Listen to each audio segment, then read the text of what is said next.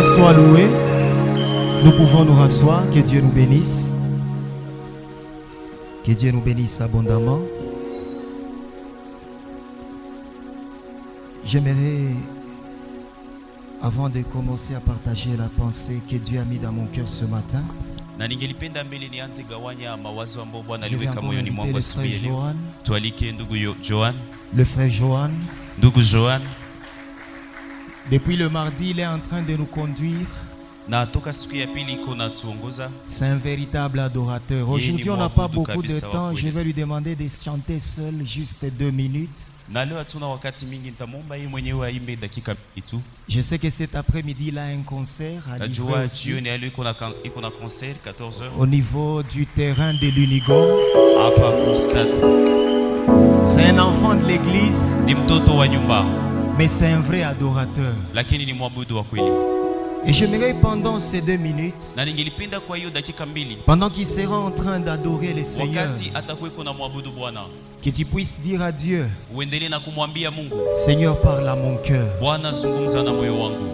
Tu n'es pas venu sous la pluie Haukukuya chini ya mvua pour écouter mes émotions et mes sentiments. juu usikie nia zangu.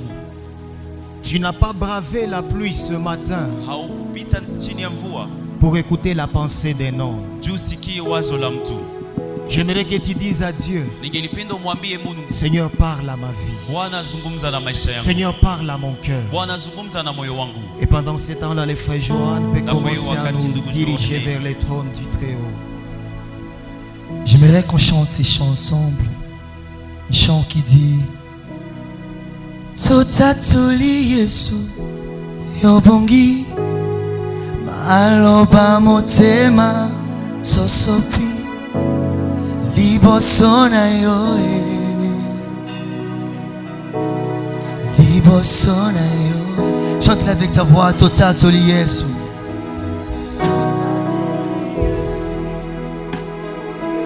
Aloba Libosona yo Libosona yo Ebisa Yesu lokola yo Yesu asa wapi Tomekiko kama Libosona yo Libosona yo. Encore une fois, total Yesu.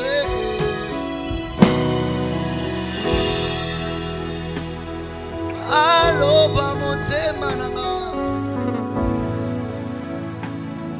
Libosona yo. Libosona yo. Oh, lokola yo Yesu asa wapi. Monite omekiko kama libosona yo libosona yo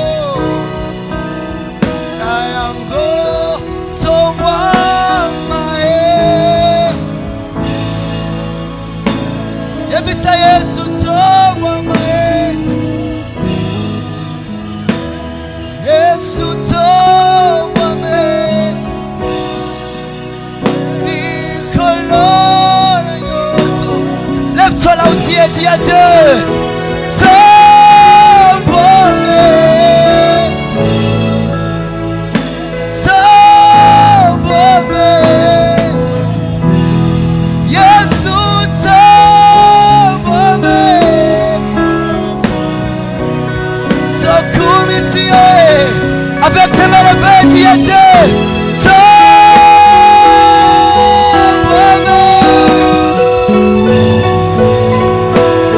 Alléluia.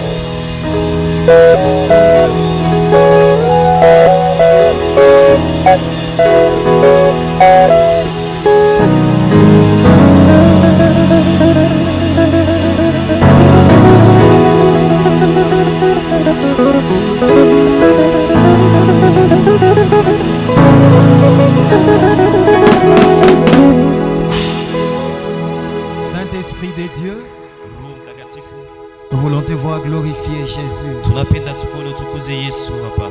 Nous venons de les chanter, oh Dieu. Tunamaliza kuimba Bwana.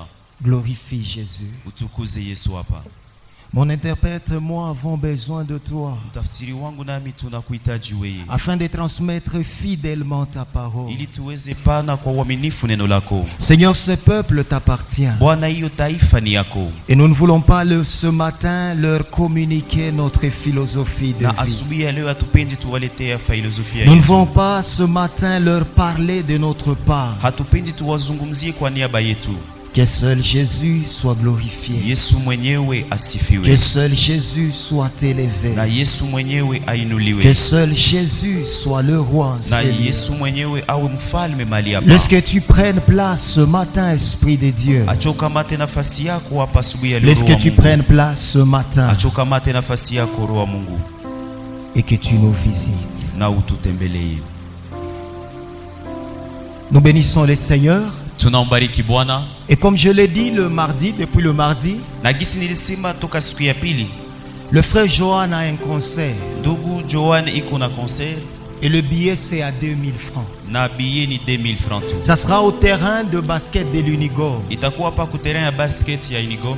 Il se peut que tu n'as pas le temps, Saa zingine we hauna wakati, mais j'ai été béni, j'ai vu des gens qui ont acheté 10 billets et qui ont distribué à d'autres. lakini nilibarikiwa, niliona watu wanauza billet 10 na wanagabulia Nous wengine. pouvons apprendre à s'aimer dans son ministère aussi. Tunaweza jifunza kupanda ndani ya huduma Les yake. billets c'est à 2000 francs, les billets sont au bureau. Na billet ni ku 2000 francs ziko hapa C'est kwenye un ofisi. enfant qui a grandi à l'Ecodim. Ni mtoto mwenye alikomalia toka Aujourd'hui Mwekotini il est dans na Remakwaya. leo iko ndani ya Rema Kwaya Et il a déjà un album, Jésus c'est ma joie. na Yeah. iko tayari na wimbo Est-ce qu'on- aidez-moi à Yesu ni célébrer furaha ça. yangu. Tunaweza shangilia. Nous croyons que Dieu va l'amener loin. Na Mungu kabisa atambeba mbali, Alléluia. tunaviamini. Amen. C'est une joie d'être là ce matin. Na ni furaha kukuwa hapa asubuhi ya leo, Et je vais m'acquitter d'un devoir, na nitaendelea na kujitosha na jukumu moja, celui de dire merci à Dieu. ili ya kumwambia Bwana asante, Lui qui nous a encore donné le souffle de vie, yeye ambaye ametupatia pumzi ya uhai, mais qui m'a fait grâce aussi de me tenir au devant de son na yeye mwenye peuple. alinenemisha nikuwe mbele ya taifa lake. Je vais vous demander de m'aider à célébrer la vie de notre pasteur, Tawasi Mama mwenende na Adassa. kunisaidia tushereke maisha ya mchungaji Adassa. Une grande bénédiction pour moi, Baraka kubwa kwangu personnellement dans ma vie et dans ma marche chrétienne, kibinafsi, ndani ya maisha yangu na ndani ya mwenendo wangu wa Ukristo, mais aussi dans mon couple. na lakini tena ndani ya ndoa Elle est une yangu. grande bénédiction pour ma femme et Yeye ni moi. baraka kubwa kwa mke wangu Je ne nami. cesserai de bénir Dieu Na pour l'avoir rencontré. kosa kumubariki Mungu kwa sababu nilikutana J'ai na béni naye. Dieu encore ce matin Na ninambariki tena Bwana asubuhi pour ya la leo présence de pasteur fidèle. juu ya uwepo ya mchungaji Amen. Fidel. Amen. Oui, aidez-moi à l'acclamer. Unisaidie kumshangilia. J'ai toujours été intercesseur et je le resterai. Nazoe niko muombaji na nitabakia muombaji. Je suis venu dans l'église Nilifika ndani ya kanisa et j'ai servi comme intercesseur au na début. nilitumika kama vile muombaji kumwanzo, Je l'ai dit l'autre fois ici. na nilisema siku ilipita hapa, Je venais avec ma logique. nilikuya na akili zangu, J'ai fait la biochimie, nilisoma biochimie à l'université l'économie. na nikasoma ekonomi ku J'aime masomo les ya chiffres, kijuu, j'aime ce qui est logique. na nikafuatilia yote ambayo inaenda kwa akili sawa sawa. Mais lorsque j'ai rencontré le pasteur fidèle à l'intercession, Lakini wakati nilikutanana na mchungaji Fidel huko kwenye il nafasi ya m'a fait maombezi, découvrir vitu vya kiro. akanifeta nibundue mambo yengine ya ndani ya J'aime kiroho. appeler ça vitu vya kiro parce que J'aime c'est les ça qu'il aime appeler dire. juste des choses Des spirituelles, choses qui ne tiennent pas à la logique. vitu vyenye haviendani kabisa usawa Des na fois, on akili. venait prier ici, la nuit, on faisait des choses et mon intelligence ne cernait même pas ce qu'on Na faisait. wakati yengine tulikuwa tunafika usiku tunaomba na akili yangu haitaelewa vitu vyenye tuko Et c'est là tunafanya. où j'ai compris que la vie spirituelle n'est pas au niveau de l'âme, mais c'est au niveau de l'esprit. Na hapo njoo nikaelewa kama maisha ya kiroho haiko mkiwango ya nafsi, lakini ni Il est mkiwango ya vraiment roho. une grande bénédiction Kwangu pour mie moi. kabisa Pastor ni Fidel, baraka love kubwa. you too much. Pastor Fidel nakupenda Amen. sana. Amina. Je bénis Dieu pour votre présence ce matin. Na barikiwa tena Merci juu ya uwepo wenu d'avoir hapa été hivi. là. Asante kukuwa Vous hapa nous honorez par votre juu ya présence. kutuheshimisha na uwepo wenu. Et avant de commencer ma prédication, Na mbele nianze mahubiri yangu, ce n'est pas dans mes habitudes, mais permettez-moi d'accueillir aussi quelqu'un na haiko ndani ya kawaida yangu, lakini muniruhusu ni d'une mukaribishe manière mtu aussi particulière. mkiwango ya kipekee. Amen. Amen. Je suis honoré ce matin na ninaheshimishwa asubuhi ya leo de prêcher devant ma grande sœur. nihubiri mbele ya dada yangu Elle mkubwa. est là. Iko Elle peut hapa, juste se mettre debout un peu. anaweza shimama. Amen. Amen. Je vais vous expliquer pourquoi je suis honoré. Na nitaendelea na kuwafasiria kwa nini ninaheshimishwa. Elle a commencé les choses de Dieu avant moi. Yeye ndiye alianza vitu ya Mungu mbele yangu. À l'époque où j'étais ivrogne, Na kwa wakati ambao nilikuwa mlevi, non seulement qu'elle priait pour ma conversion, na hapana tu alikuwa anaomba juu niokoke. et je me souviens, j'avais bouffé les frais académiques. Na mimi nakumbuka siku nyingine nikakula makuta ya masomo. Tellement j'aimais les boîtes de nuit, j'ai bouffé les frais académiques. À la maison, on savait que j'avais payé. Na lagisi na nilikuwa nazoea pende vilabu ya usiku. Kunyumba balijua kinilisha lipa, lakini ni kule njoko nilikuwa naenda fikia mimi namaliza franga. Et je n'apparaissais pas sur la liste des gens qui pouvaient être délibérés. Na sikukuwa muoroza ya watu wenye libidi baendelee na kukomboa. Lorsqu'elle a découvert, elle est plaidée vers mes parents. Na senya alibibundua akaenda nisemea kwa wazazi. Parce que je pouvais échouer. Kwa sababu ilibidi kabisa nishindwe. Elle a fait réfléchir à mes parents. Aka Payer pour lui va changer. akawazisha kabisa wazazi wangu, akawaambia mumulipia Pour tabatilika. moi, elle est vraiment une grande bénédiction. Kwangu mie ni baraka kubwa Et je suis honoré na ninaheshimishwa de prêcher aujourd'hui encore devant elle. kuhubiri mbele zake. J'ai déjà eu à prêcher devant elle. Nilishahubiria mbele zake. Je prêchais chez moi, elle me suivait. Nilikuwa nazoea hubiri nyumbani, alikuwa Et quand je ananifuata. l'ai vue ce matin, j'ai dit Seigneur, tu l'as amené encore. Na J'étais sasa nilimwona content. asubuhi ya leo nikasema Bwana ulimuleta tena, nikasikia Alléluia. furaha. Amen. Amen. Amen. C'est depuis le mardi qu'on a commencé à parler de Na l'évangélisation. nitoka siku ya pili ndio tulianza hubiria kuhusu injili. Notre pasteur a dit que ce mois, c'est un mois évangélique. Na mchungaji wetu alituambia hiyo mwezi ni mwezi ya kupasha Et injili. nous sommes en train de parler de l'évangélisation. Na tuko tunahubiria, tuko tunasemea juu ya Je ne injili. saurais pas comment résumer tout ce qu'on a développé le mardi et le vendredi. Na sitaweza pana kwa ufupi yote ambayo tulisema siku ya pili na siku ya tano. Mais nous avons parlé beaucoup de choses La- depuis le mardi. Lakini tulizungumzia vitu mingi toka siku ya pili. Et ce soir, ce matin, Na asubuhi ya leo j'ai un message vraiment court niko na mjumbe mfupi que le Seigneur a placé dans mon cœur. ambayo Bwana aliweka moyoni mwangu. Toujours sur le même sujet, l'évangélisation. Kwa hiyo mada tu ya kupasha habari. Le matin, je le disais à ma femme, j'ai eu même du mal à dormir tellement. C'est comme si c'est une pression sur mon cœur qu'on exerçait. Na asubuhi nilikuwa niko naiambia mke wangu, nilikuwa na vigumu kulala kwa sababu ilikuwa kama vile bako wananisukuma ndani ya kitu Et je fulani. vais introduire mon message par un témoignage. Na nitaingiza ujumbe yangu kuanzia na ushuhuda. En 2007, Mwaka 2007 lorsque j'ai commencé à servir Dieu dans cette wakati église à nilianza l'intercession, kumtumikia Mungu katika hiyo kanisa fasi ya maombezi, et que moi et le frère Eric, on était vraiment assidus à na l'intercession, mie na ndugu Erike tulikuwa kabisa sana ndani ya fasi ya maombezi, ma vie a été impactée par un aîné dans la foi. na maisha yangu iliendelea na kushituliwa iliendelea na kushawishiwa na mtu mkubwa ndani ya Il imani. n'était pas pasteur. Hakukuwa mchungaji, Parce que des fois, quand on est pasteur, kwa sababu wakati zingine sasa ni tout ce mchungaji, que tu peux dire à quelqu'un, yote unaweza ambia mtu, anasema we ni kazi yako, il peut dire ça c'est ton boulot, hauna kazi tu ingine, n'as pas d'autre boulot, ni kazi yako c'est bwana. ton boulot.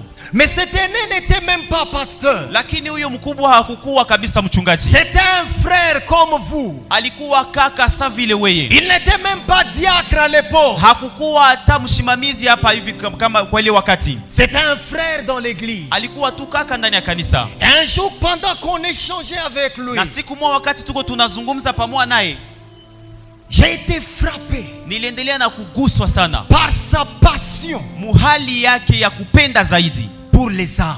juu ya manafsi. C'est quelqu'un qui aimait les âmes. Ni mtu mwenye alikuwa anapenda manafsi sana, Quelqu'un qui parlait de mtu l'évangélisation mwenye alikuwa akizungumzia juu ya kupasha habari njema à un niveau où on commençait à croire mkiwango ambao tulikuwa tunafikiria que si on ne gagne pas des âmes, kama hatulete manafsi kwa Yesu, c'est qu'on n'est pas chrétien. manake hatuko Bakristu. Un jour, il nous a posé la question, Na siku mwaka tuswali, pourquoi est-ce que vous priez? juu ya nini munaombaka? Nous lui avons dit, nous prions pour l'église à Tukamwambia si l'intercession. tunaombea kanisa, Nous tunafanya chaînons. maombezi, tunafunga. Et il nous a dit ceci, Na akatuambia hivi, si vos prières et vos jeûnes kama maombi yenu na mafungo zenu n'ont pas comme résultat hazina matokeo, la transformation des vies, mabadiliko ya maisha za le watu, salut des âmes, wokovu ya manafsi, c'est que vos prières n'ont aucune valeur. manake maombi zenu hazina maana.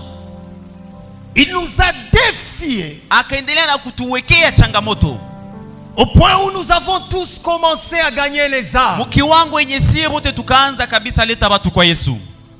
Et en 2009, nous sommes partis ensemble avec lui et le pasteur à Beni. Na mwaka 2009 tukaenda pamoja yeye na Pour mchungaji huko implanter Beni l'église. juu ya kwenda ushimika huko kanisa. Tellement il aimait les âmes. Zaidi alikuwa anapenda manafsi.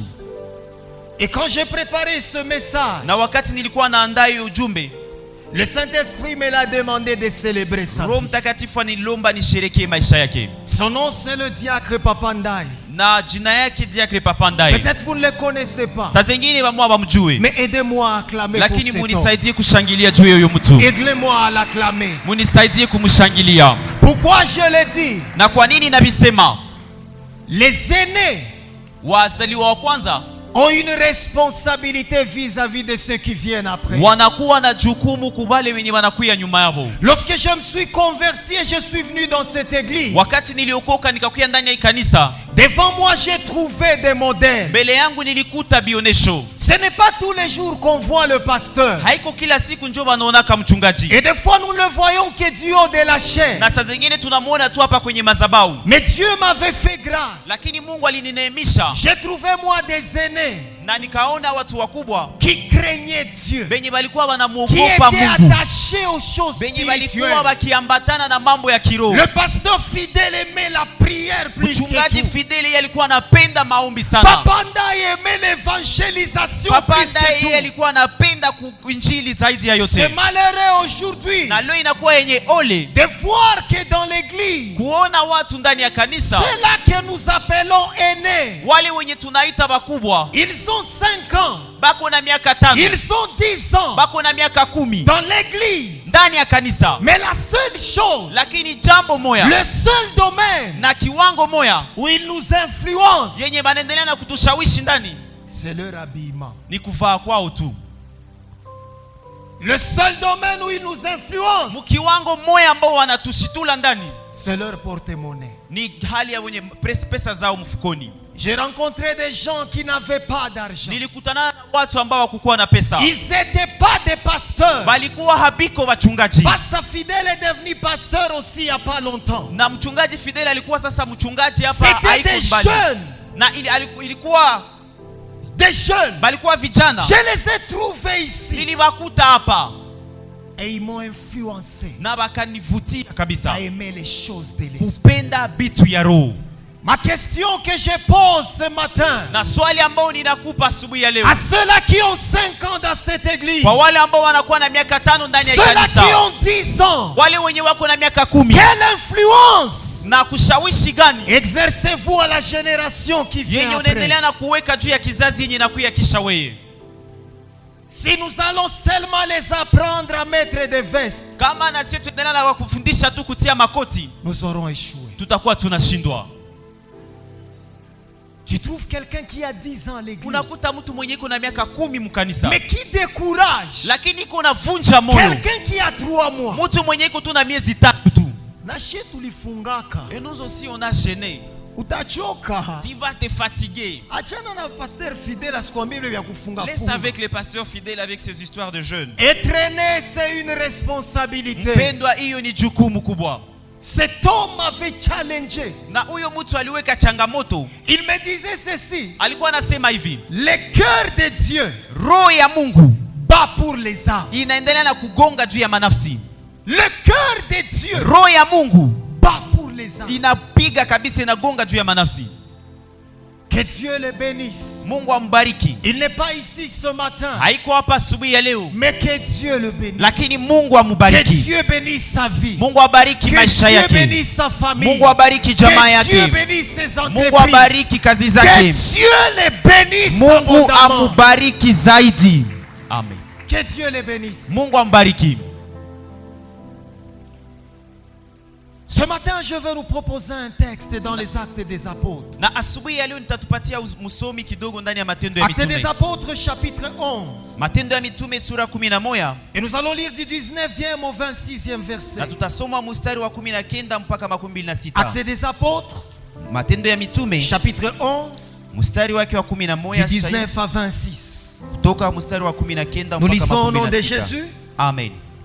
Ceux qui avaient été dispersés par la persécution, survenus à l'occasion d'Étienne, allèrent jusqu'à Phénicie, dans l'île de Chypre, et à Antioche, annonçant la parole seulement aux Juifs. Il y cependant parmi eux quelques hommes de Chypre et de Cyrène, qui étant venus à Antioche, s'adressèrent aussi aux Grecs, et leur annoncèrent la bonne nouvelle du Seigneur Jésus. La main du Seigneur était avec eux, et un grand nombre de personnes crurent en se convertissant au Seigneur. Le bruit en parvint aux oreilles des membres de l'église de Jérusalem, et ils envoyèrent Barnabas jusqu'à Antioche. Lorsqu'il fut arrivé et qu'il eut vu la grâce de Dieu, il s'en réjouit et il les exhorta tous à rester d'un cœur ferme, attaché au Seigneur. 24. Car c'était un homme de bien, plein d'Esprit Saint et de foi. Et une foule assez nombreuse se joignit au Seigneur. Barnabas se rendit ensuite à Tarse pour chercher Saul. Et l'ayant trouvé, il l'amena à Antioche.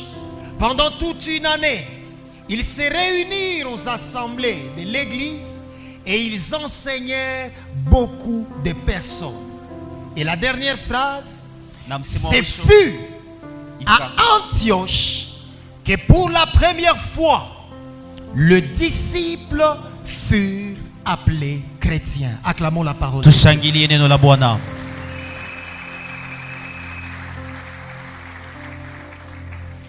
Ce matin, j'ai 3 petites vérités que je veux partager avec nous. Na asubuhi ya leo niko na kweli tatu ambazo nitagawanya pamoja nanyi. Lorsque je méditais sur ce texte Na wakati nilikuwa nikifikiria juu ya hiyo shairi et que j'ai pensé quoi dire au peuple de Dieu, na nilikuwa nikifikiria kitu gani nitazungumzia kwa le taifa ya Mungu. Saint-Esprit m'a ouvert les yeux sur 3 choses. Na Roho Mtakatifu alinifungua macho kwa mambo tatu. Et la première chose que j'aimerais nous dire ce matin, Na jambo ya kwanza nilipenda nituambie hapa.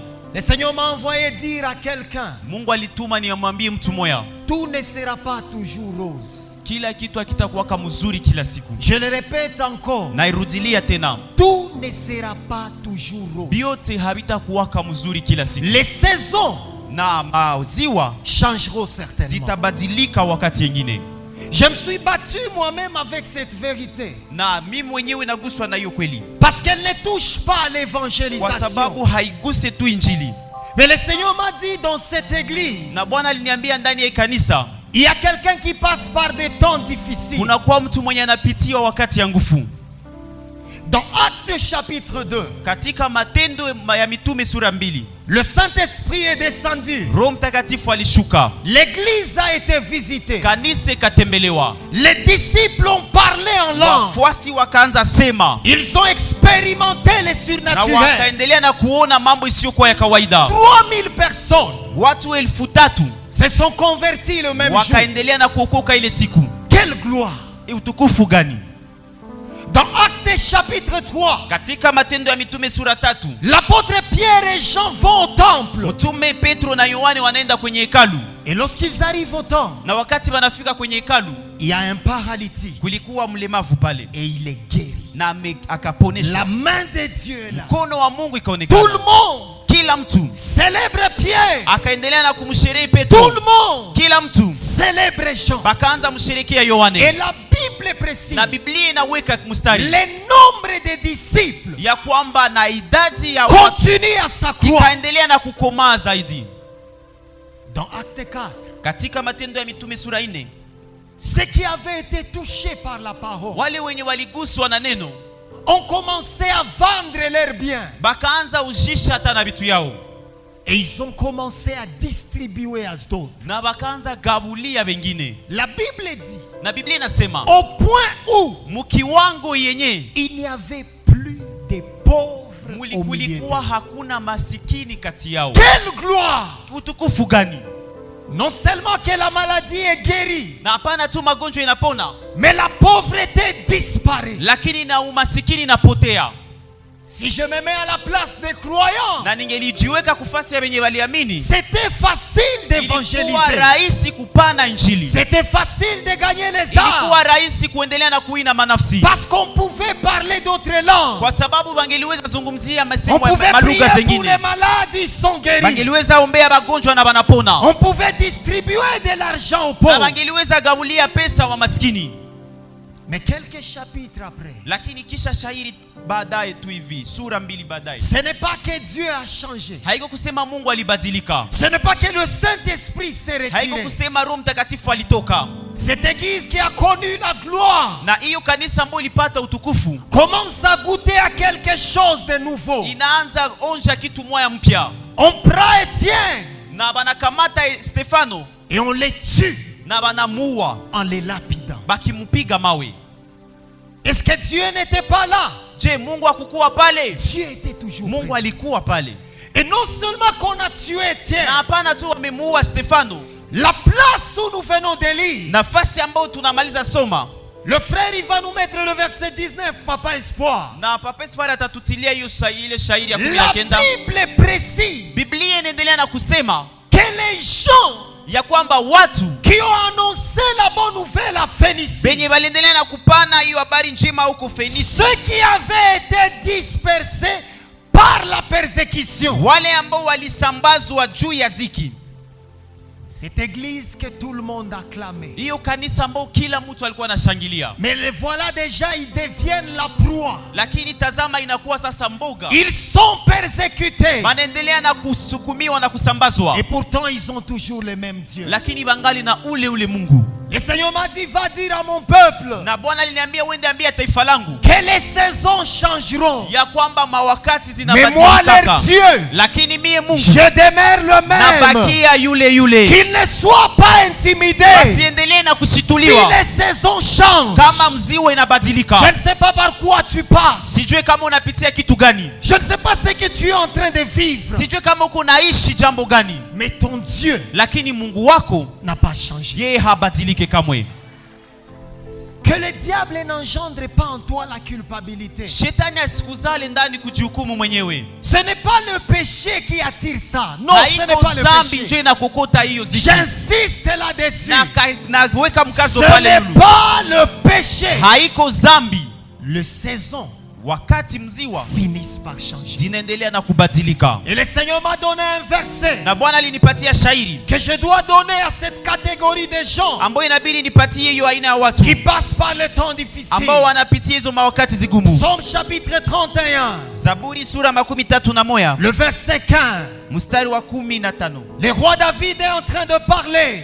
Na mfalme Daudi iko nasema, Et il dit ceci au na peuple. anasema hivi, anaambia hivi taifa, Nos destinées na hatima sont zetu entre les mains de ziko l'Éternel. mikononi mwa wa milele. Je suis là ce matin pour te dire, Niko hapa asubuhi ya leo juu peu nikwambie, importe par quoi tu passes, ingawaje mambo yote peu unapitia ndani, importe les difficultés sur ta route, ingawaje hiyo mashida ndani ya njia yako, tes destinées hatima zako sont dans les mains du ziko Seigneur. ndani ya mikono ya Même Bwana. si les choses ne vont pas au Congo, Hata kama vitu haviende mzuri, même si tu es né d'une famille hata kama ulizaliwa ndani ya jamaa qui souffre, yenye inateseka, j'ai une bonne nouvelle pour niko na toi. habari njema juu Ta yako. vie ne dépend pas du Congo. Maisha yako Ta haitokane na vie ne Kongo, dépend pas de ta famille. maisha yako haitokane na Ta jamaa vie ne yako, dépend pas de tes diplômes. jamaa yako, maisha yako Mes haitokane na cheti zako. destinées Hatima zako sont dans les mains de Dieu. ziko ndani ya mikono ya Mungu. Ta vie dépend de Dieu. Maisha yako inatokana na Mungu. Ta situation ne l'a pas échappé. Hali yako haiyamtoka, Il haiyamkuta sait kando. par quoi tu passes. Anajua kunapitia kitu Et gani, il contrôle toutes choses. na yeye mwenyewe anaongoza mambo yote. Prends courage. Wewe jipe moyo, Aide-moi à dire à ton voisin, nisaidie uambie jirani prends yako, courage. jipe moyo, Dieu contrôle tout. Mungu anaongoza yote. La deuxième chose que je nous dirai ce matin, Na jambo ya pili nitatuambia asubuhi ya leo, peu importe la saison, ingawaje mziwa, peu importe les circonstances, ingawaje majira, Le Seigneur attend que nous annoncions la bonne nouvelle. Bwana anatuchunga tuendelee na kupasha habari njema. Je vais répéter. Nitarudilia. Peu importe la saison, Ingawaje mziwa, peu importe les circonstances, ingawaje majira yote, ce que le Seigneur attend de moi, yale ambayo Bwana anangojea ce kwangu, que le Seigneur attend de toi, yale ambayo Bwana anangojea kwako, c'est que tu annonces ni ya kwamba uendelee na kutangaza la bonne nouvelle. habari njema. Ces gens, Wale watu ils ont quitté leur maison, balitoka nyumba zao, ils sont loin de leur patrie, banaenda mbali na nchi zao. non pas parce que Dieu les a dit cela, Hapana juu Mungu njoo alivivaambia, non pas pour aller faire un business, hapana juu ya kwenda fanya biashara fulani, mais à cause de la persécution. lakini ilikuwa juu ya ziki. Ils ont été persécutés Baliendelea na kupitia ziki pour sauver leur vie. juu ya kuendelea kwanza na kuokoa maisha zao, Ils se sont déplacés. na bakatoka kwenye balikuwa. Un réfugié Na mtu mwenye anakuwa mgeni fasi fulani n'apporte pas tout. haletake vyote, hakuyake na vyote.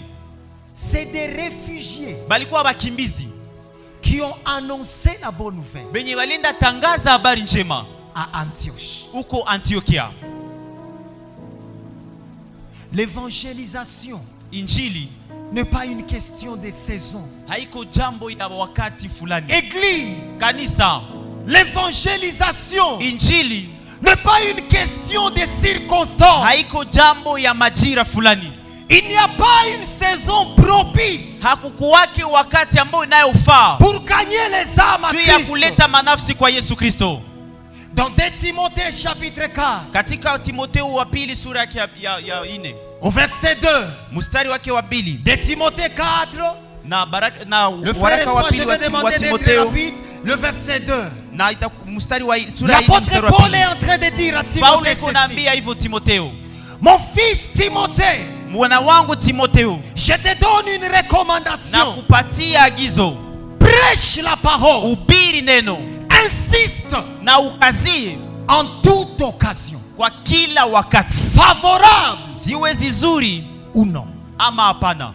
Est-ce que média vous pouvez nous mettre ce verset? Media mnaweza tusaidia mtutilie hiyo shairi. De Timothée chapitre 4, le verset 2. Timotheo wa pili sura 4 mstari wa 2. Prêche la parole. Ubiri habari njema. Bien-aimé dans le Seigneur, Mpendwa katika Bwana, j'aimerais dire à quelqu'un ce napenda matin, nimwambie mtu mmoja asubuhi ya en leo, temps de paix, kama wakati ya amani prêche la parole. ubiri habari En temps njema, de persécution, wakati ya ziki prêche la parole. ubiri habari njema, Chômeur, huko hauna kazi prêche la parole. ubiri habari njema, Travailleur, mfanya kazi prêche la ubiri parole. habari njema, Tu es célibataire, ungali msimbe prêche la parole. ubiri habari njema, Les jours où le mariage vient, na siku ndoa inakuya prêche la parole. pana habari njema. Timothée, Timotheo, prêche la parole. ubiri habari njema, Insiste kazia en toute occasion, kwa kila wakati, favorable ziwe zizuri ou non. ama hapana, Favorable ou non. wakati inaofaa na isiyofaa. J'ai vu des gens, Na zoeambia niliona watu on est à un mariage, wakati wanafunga ndoa et quand on veut parler de Jésus, na wakati wanatafuta zungumzia juu ya Yesu là au niveau de la fête, pale kiwango ya fasi ya kusherehe, ils disent Pasteur hapa tulikia kula, pasteur, ici nous sommes venus manger, Pasteur hapa ni fasi ya mafrite. pasteur, ici c'est l'endroit des frites. Je prêcherai la parole Nitahubiri neno ya Mungu en toute occasion, mwa kila wakati, favorable ziwe za ou kufaa non. ama zisiwe Je za kufaa. prêcherai la parole. Nitahubiri habari njema. La parole ne dépend pas Neno haitokane des circonstances de na la vie. majira ya maisha yako. Que des gens qui ont des excuses dans l'église. Watu wanakuwa tuna visababu ndani ya kanisa, Lorsque tu lui demandes pourquoi il n'évangélise na pas, wakati unamwambia kwa nini hahubiri, il te dira, atakwambia na mimi nachunga siku ndakuwa na alliance. j'attends le jour Basi où moi aussi je ndambia vais watu me marier, nini? je vais rencontrer aux gens quoi.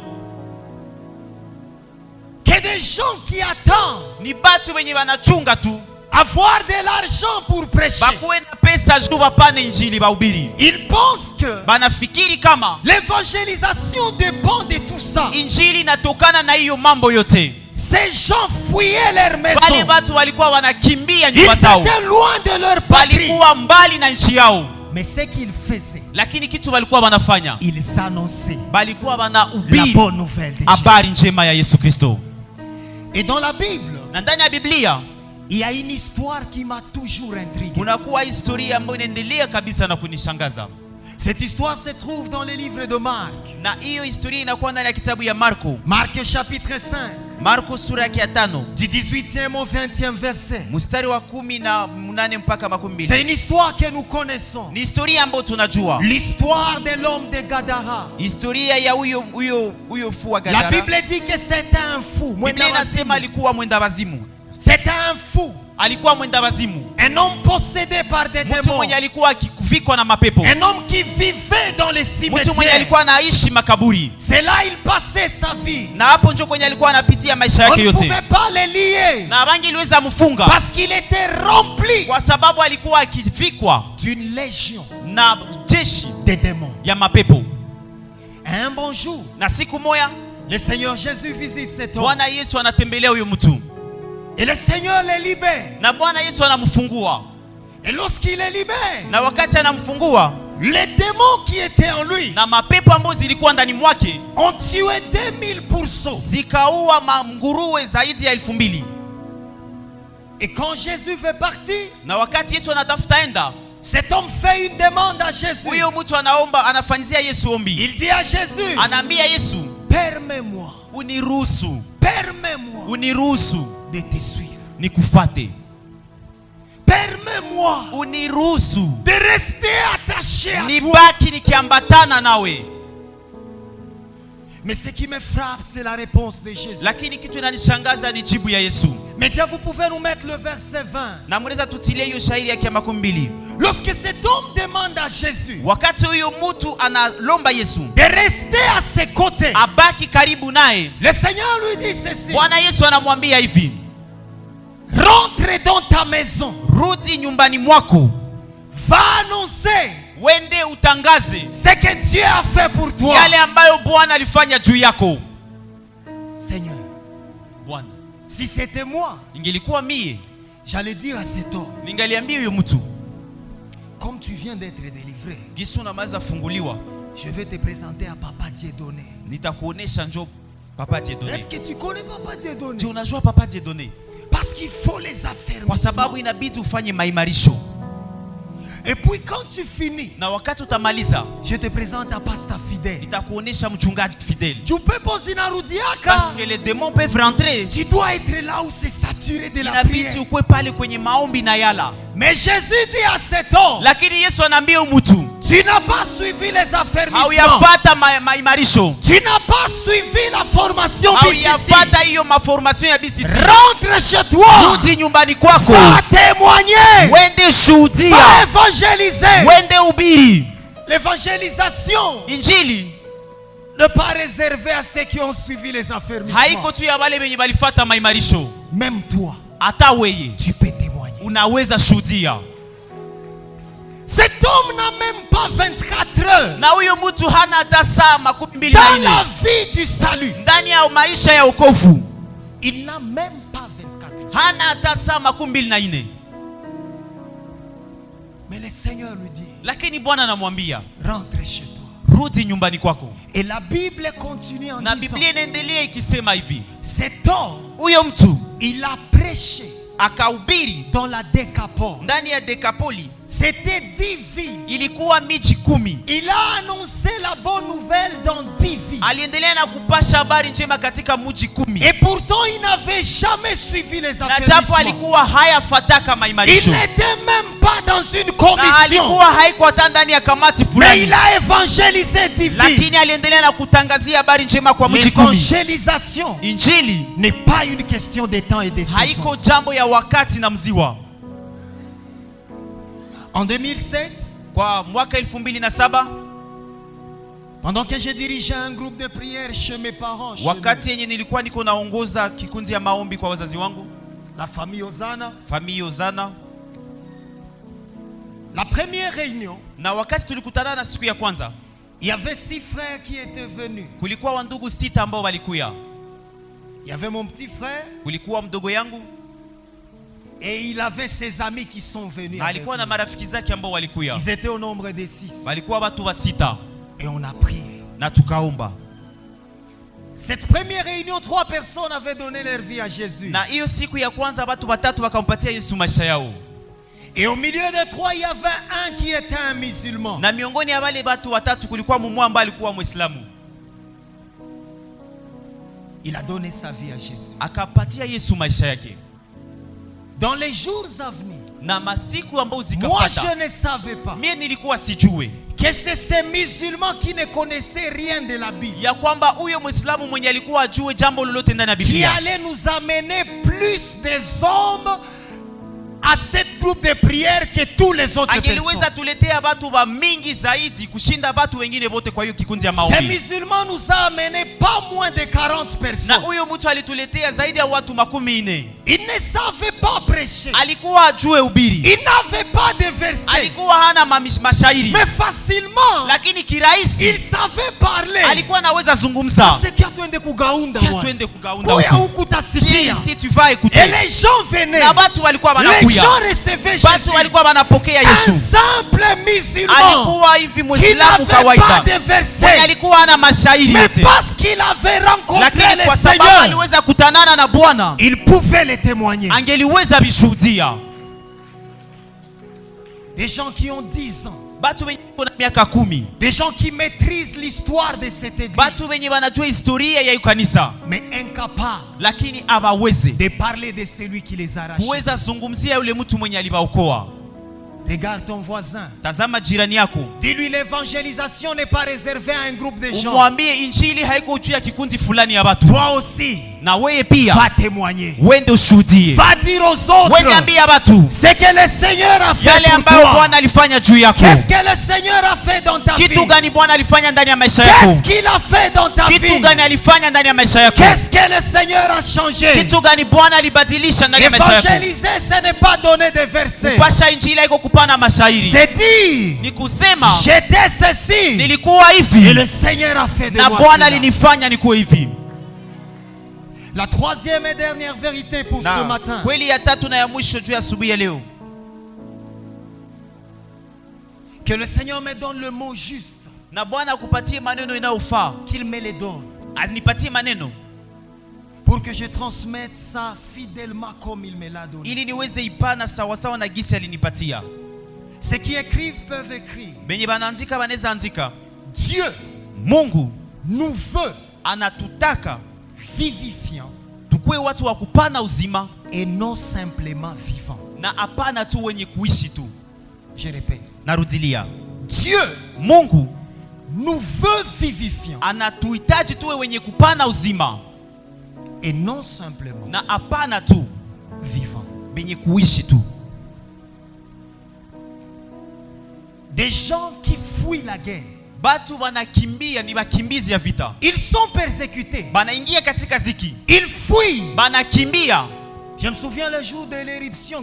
Kumbuka jinsi ulikimbia siku ya volcan. Souviens-toi de l'éruption, comment est-ce que tu as fui. Ces gens aussi ont fui. Na wale watu nao wakakimbia Ils vile ont vile, laissé leur maison. wakaacha nyumba zao, Ils sont loin de leur pays, banakuwa mbali na nchi yao, loin de leur richesse. banakuwa mbali na utajiri wao. Mais ce qui me frappe, Lakini kitu ambacho inayonigusa sana, lorsque ces gens arrivent à Antioche, wakati wale watu wanafika Antiokia, au lieu que les peuples pahali taifa de cette région ya hiyo nafasi voient leur misère, baone gisi wanateseka, au lieu que les gens voient leur tristesse, pahali watu waone huzuni yao, les gens de cette région batu ya ile nafasi ont vu Jésus en eux. bakaona Yesu ndani mwao. Un réfugié, Mkimbizi, au lieu que tu vois qu'il n'a rien, pahali uone hana kitu, oh, il n'a pas de maison, hana nyumba, on a qu'ici un agonda. regarde comment il a maigri. On ne voit pas tout ça. Abaone vile vitu yote Ceux qui les voient, vyenye viko banabaona, en les regardant, wakati banabatazama hivi ils voient la personne de Jésus. banaona utu wa Yesu ndani mwao. C'est là Na ni hapo où pour la première fois, jo ilikuwa turu ya kwanza les disciples ont été appelés chrétiens. wafuasi waitwe wa Kristo. Ma question ce matin, Swali yangu asubuhi ya leo, lorsqu'on te voit, wakati banakutazama on voit quoi? banaonaka nini? Lorsqu'on te voit, Wakati banakuonaka, mon frère, lorsqu'on te voit, ndugu yangu, wakati banakuonaka, quelle est l'image que tu véhicules? ni picha gani njoo yenye unaendelea na kutembeza? On voit un chômeur, Banaonaka mtu mwenye hana kazi, on voit un célibataire, banaonaka msimbe, on voit quoi? banaona nini? On voit quoi? Banaonaka nini? Quand je méditais, je me suis dit, Wakati nilikuwa niko na tafakari, Seigneur, nilisema comment ça Bwana, s'est fait? kwa namna gani vinafanyika? Toi-même tu dis que c'est des réfugiés. Unasema aba watu ni bakimbizi, Ils sont en train de fuir. biko banakimbia, Mais là où ils arrivent, lakini kwenye banafika on ne les appelle pas réfugiés. hababaite bakimbizi, Mais on voit Christ. lakini banaona Kristo ndani mwao. Permettez-moi ce matin Mniruhusu asubuhi ya leo de citer cet homme de Dieu niseme huyo mtu wa Mungu qui est un ami à moi et un frère. ni rafiki yangu na ni ndugu, Le frère Armel Motema, ndugu Armel Motema qui a dit ceci: alisema hivi, celui qui a été écrasé par un train mtu mwenye aliendelea na kupondewa na train n'a pas besoin de le dire. hahitajiki aviseme, On sait les voir. banayua tubiona hivi. Celui qui a été écrasé par un train, Mtu mwenye alipondwa na train, celui qui a réellement rencontré Jésus, mtu mwenye alikutanana na Yesu kweli il n'a kweli, pas besoin de le dire. hahitajiki aviseme. Même Hata en te regardant, hata kwa on kumtazama hivi sait regarder. ataweza jua Il a été écrasé. huyu alipondwa kabisa. On n'a pas vu que c'était des réfugiés, Hawakusema kama walikuwa bakimbizi, mais on a vu la personne dans leur cœur. lakini baliona mtu ndani ya roho yao, On a vu Jésus qui habitait baliona en Yesu eux. mwenye alikuwa anaishi ndani mwao. L'église est remplie Kanisa imejaa des gens qui ont des millions de na dollars, watu wenye wanakuwa na mamilioni ya des gens madola, qui ont des contacts de véhicules. watu wenye wanakuwa tu na mafungo za Lorsqu'on magari. les voit, Wakati wanabatazama on voit uniquement les richesses, banaona tu utajiri wao, mais on ne voit pas les richesses. lakini hawaonake Kristo. Des gens, lorsqu'on les voit, Batu wakati wanabatazama on voit leur pauvreté, banaona gisi ni masikini, mais on ne voit pas leur sauveur. lakini hawaone mwokozi wao. Je suis né et grandi à Birere. Nilizaliwa na komalia huko Birere, Et quand je suis venu dans cette église, na wakati nilifika ndani ya kanisa, cette église m'a changé. Je n'avais pas les habitudes vestimentaires. Ça Na- allait, oh. hii kanisa linibadilisha. Sikukuwa mtu mwenye napenda kabisa vala nguo. Pasteur Fidèle a dit qu'on pendant ma training tellement quoi jouer au foot. Et le pasteur fidèle, avec lui, j'aimais beaucoup les trainings vu que j'étais un joueur de football. Mais quoi que je ne portais pas de veste. Hata nilikuwa sivale makoti. Si tu me vois, Ukanitazama hivi, tu verras mon sauveur. utaona mwokozi wangu. Tu verras mon sauveur. Utaona mwokozi wangu. Tu verras mon sauveur. Utaona mwokozi wangu. Tu verras mon sauveur. Utaona mwokozi wangu. Quelle image Ni picha gani nous offrons au monde. tuko tunaonesha dunia? Lorsque le monde nous voit, Wakati dunia inatutazama, le monde voit quoi? dunia inaonaka nini? Le monde voit quoi? Dunia inaonaka nini? Aide-moi à le demander à ton voisin. Unisaidie uliulize rafiki yako, ndugu yako pembeni. Le monde voit quoi? Dunia inakuona ndani nini? Le monde voit quoi? Dunia iko naona nini? Dieu Mungu cherche un peuple vivifiant anatafuta taifa inayopana et uzima, non un peuple na vivant. hapana taifa ambayo inayoishi tu. Média, vous allez m'aider. Na utamejea, mtanisaidia. Projetez-moi 1 Corinthiens chapitre Ututilie 15, wa Korinto wa kwanza sura le 15 verset 45. mstari wa 45. Je suis en train de clôturer. Niko namaliza. 1 Corinthiens chapitre 15, Wa Korinto wa kwanza sura 15 le verset 45. mstari wa 45. La Bible dit ceci. Biblia inasema hivi. Je vais m'approcher pour lire. Ndasogea karibu juu ya kusoma. C'est pourquoi il est écrit, Na hivyo ilivyoandikwa, le premier homme Adam mtu wa kwanza Adamu devint une âme vivante. alikuwa nafsi ya uhai. Le dernier Adam Adamu wa kwanza est devenu un esprit vivifiant. na Adamu wa pili alikuwa, Adamu wa mwisho aligeuka roho inayopana uzima. Le premier Adam, Adamu wa kwanza c'est l'Adam du jardin d'Éden. ni huyo Adamu wa bustani ya Edeni, Le dernier Adam, na huyo Adamu wa mwisho c'est notre sauveur. ni mwokozi wetu. Maintenant, je vais nous poser la question. Sasa nitatuswali, Le premier Adam, Adamu wa kwanza avait-il un mariage, oui ou non? alikuwa na ndoa ndio ama hapana? Il avait un mariage. Alikuwa na ndoa. Parce qu'Ève était là. Kwa sababu Eva alikuwa pale. Le dernier Adam avait-il un mariage, oui ou non? Adamu wa mwisho alikuwa na ndoa ama hapana? Il est mort à 33 ans. Alikufa na miaka 33. Est-ce que Jésus avait fait un mariage? Je, Yesu alifanya ndoa? Il Hapana. n'avait pas de mariage. Hakukuwa na ndoa. Le premier Adam, Na Adamu wa kwanza il avait une parcelle. alikuwa kabisa na kiwanja. Jardin d'Éden. Alikuwa na bustani ya Edeni. C'était lui le boss. Alikuwa yeye ndio kabisa Parce que bosi wa le pale. jardin lui Kwa appartenait. sababu hiyo shamba ilikuwa yake. Le matin, il se réveillait. Asubuhi alikuwa analamuka Et il marchait dans les na alikuwa jardins. anatembea ndani ya hiyo bustani. Le dernier Adam, Na huyu Adamu wa mwisho, un jour, quelqu'un lui pose la siku moja question. mtu anamswali, Permets-moi de te suivre. uniruhusu nikufate. Écoute le dernier Adam. Sikia huyu Adamu wa mwisho Les renards, aseme hizo marena mamboya, mamboya ont des terriers. mamboya ziko nafasi kwenye zinaenda Mais lalia, le fils de l'homme lakini mwana wa mtu n'a même pas une pierre là où il hana met sa hata tête. lijiwe kwenye anaweka kichwa.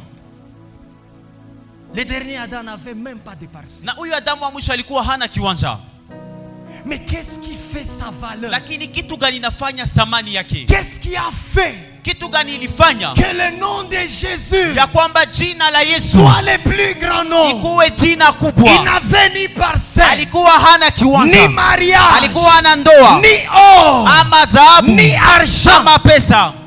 Ce qui a fait sa force, Yenye ilifanya nguvu yake c'est parce qu'il était capable de donner la ni vie. kwa sababu alikuwa na uwezo wa kupana uzima. Il était capable de donner la vie. Alikuwa anaweza pana uzima, Il était capable alikuwa anaweza weza de changer la vie d'autres gens. kubadilisha maisha ya watu Le wengine. premier Adam Adamu wa kwanza pouvait donner l'or. angeliweza pana dhahabu, Il pouvait donner l'argent. angeliweza pana pesa, Parce qu'il avait les biens kwa matériels. sababu alikuwa na vitu ambavyo ni vya kugusika. Si tu n'as que les biens Kama matériels, uko tu na mambo hivi je vifaa te l'ai dit, na vikwambia, tu ne pèses pas dans le royaume. hauna uzito ndani ya ufalme. Dans le monde, Ndani ya dunia tu pèses. uko na uzito kabisa, Parce que dans le monde, kwa sababu ndani ya dunia franga zako ton argent zinakupa kiti ya kwanza. te donne la première place. Mais dans le royaume de Dieu, Lakini ndani ya c'est ufalme wa la mbingu capacité à donner la ni hiyo vie kiwango ya kupana uzima qui nous met à la ndio première yenye place. atupatie nafasi ya kwanza.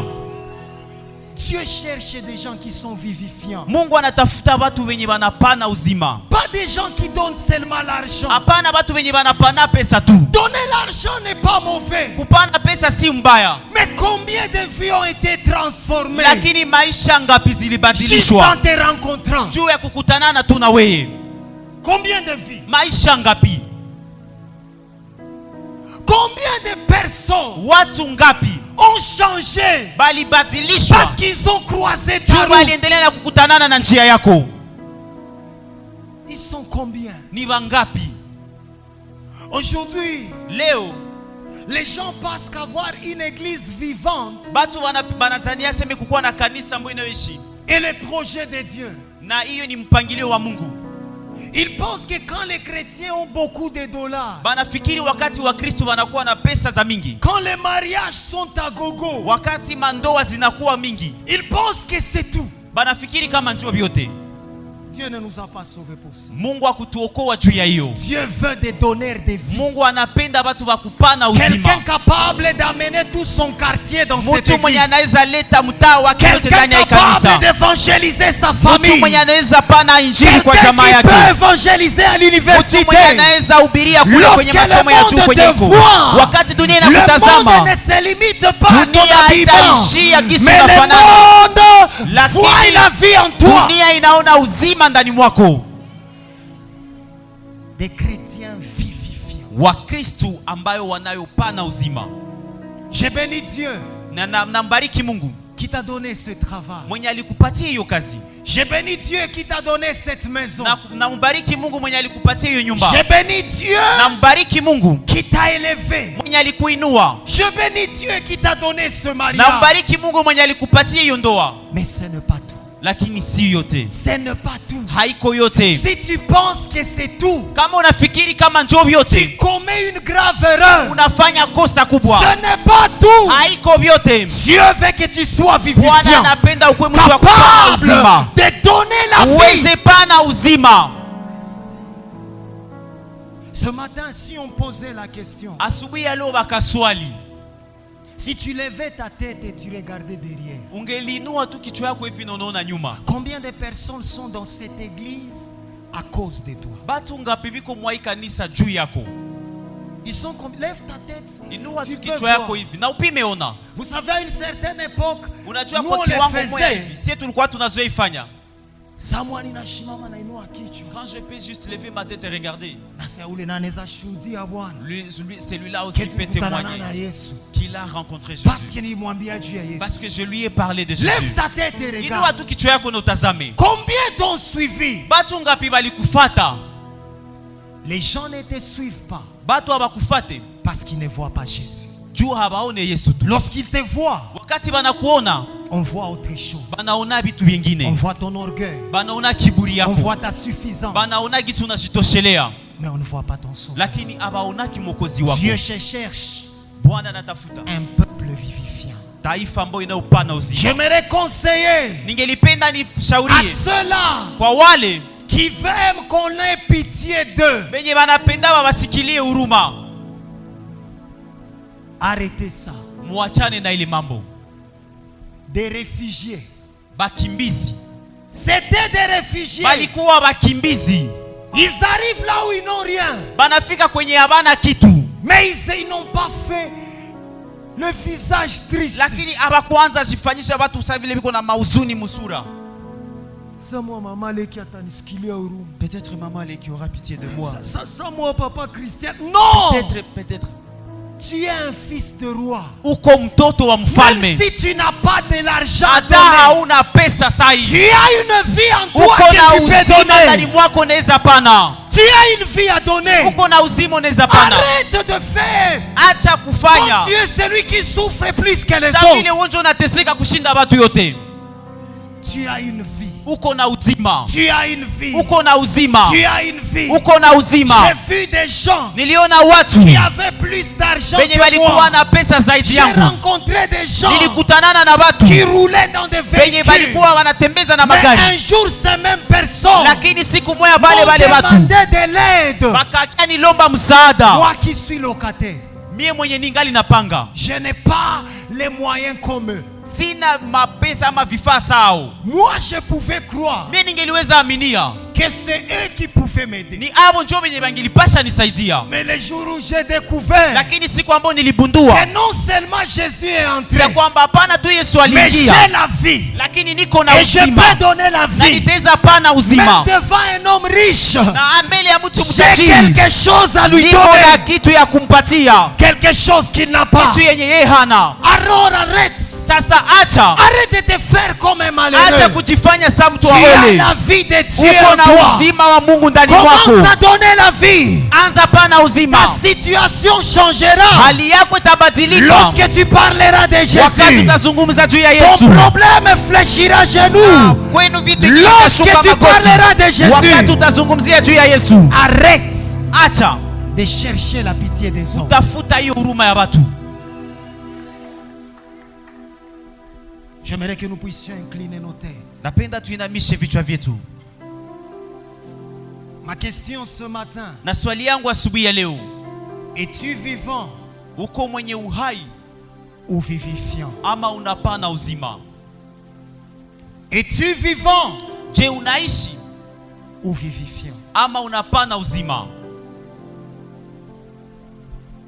Quelle est l'image que tu offres au monde? Na picha gani unapatia dunia? Lorsqu'on te voit, Wakati wanakutazama on voit quoi? banaonaka nini?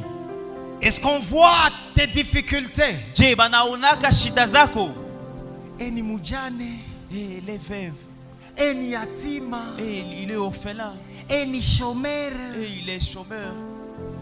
Ces gens étaient des réfugiés. Bale watu walikuwa wakimbizi, Mais lorsque le monde les regardait, lakini wakati dunia ilikuwa na watazama, le monde ne voyait que leur Seigneur. dunia ilikuwa naona Bwana wao. Si tu sens qu'au fond de toi, kama unasikia ndani mwako l'image de notre maître, na hiyo picha ya Bwana wako, l'image de Jésus picha ya Yesu Kristo n'est pas visible, haionekane, j'aimerais que tu parles à Dieu. ningelipenda uzungumze na Seigneur, Mungu. lorsque le monde me voit, Bwana, wakati dunia on ne inanitazama, voit pas seulement un magistrat, hawaonake tu huyo mtetezi on ne voit pas kubwa, seulement un fonctionnaire, hawaonake tu huyo mtu on ne voit pas mfanyakazi, seulement un DG, hawaonake tu huyo mais que lorsque le msimamizi wa monde me kazi, regarde, lakini wakati dunia on inanitazama, regarde les sauveurs. watazame Mwokozi. Lorsque le monde me voit, Wakati dunia qu'on ne inanitazama, voit pas seulement un homme marié, basione tu mtu mwenye qu'on ne amefunga voit pas ndoa, seulement un papa, basione tu baba, qu'on ne voit pas seulement une fille qui a des basione tu formes, dada mwenye iko na mais que le umbo, monde te regarde lakini en moi. dunia Commence ikuone à ndani prier au mwako. nom de Anza Jésus. omba kwa jina la Commence Yesu, à prier au nom anza omba kwa de jina Jésus. la Yesu, Prie dans le nom de Jésus. omba kwa jina la Yesu, Prie dans le nom de Jésus. omba kwa jina la Yesu. Demande au Seigneur. Ambia Bwana, Seigneur, je vais être vivifiant. Bwana, napenda nipande uzima C'est inconcevable na habiwezekane que tu